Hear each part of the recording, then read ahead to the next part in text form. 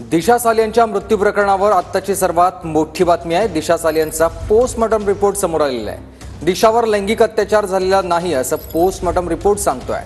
दिशाचे वडील आणि वकिलांचे आदित्य ठाकरेंवर आरोप आहेत, मात्र पोस्टमॉर्टम रिपोर्टमध्ये लैंगिक अत्याचार झाला नसल्याचं स्पष्ट झालेलं आहे। आपल्यासोबत सध्या शिवसेना ठाकरे गटाच्या नेत्या किशोरी पेडणेकर जोडले गेलेले आहेत।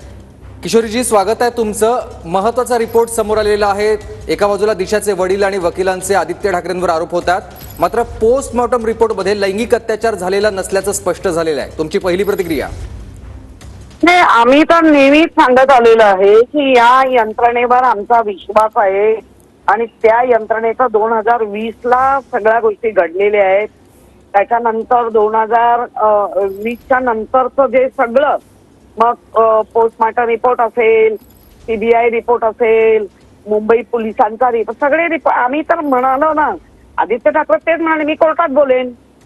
आजही आदित्य ठाकरेंवर फक्त सोशल मीडियाच्या माध्यमातून बदनाम करायचं, पण कसं असतं, बदनामी केली तरी ज्या माणसाचं दररोज वागणं लोक बघत असतात त्यांना कळत असतं, कारण प्रत्येकाची एक बॉडी लँग्वेज असते, प्रत्येकाच्या एक आई वडिलांचे संस्कार असतात, त्या आदित्यावर कायम दिसत आलेत।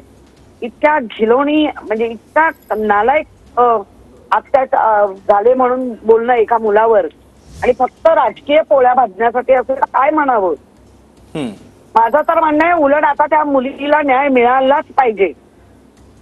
नक्कीच। धन्यवाद किशोरीजी, तुम्ही आम्हाला दिलेल्या सविस्तर प्रतिक्रियेसाठी।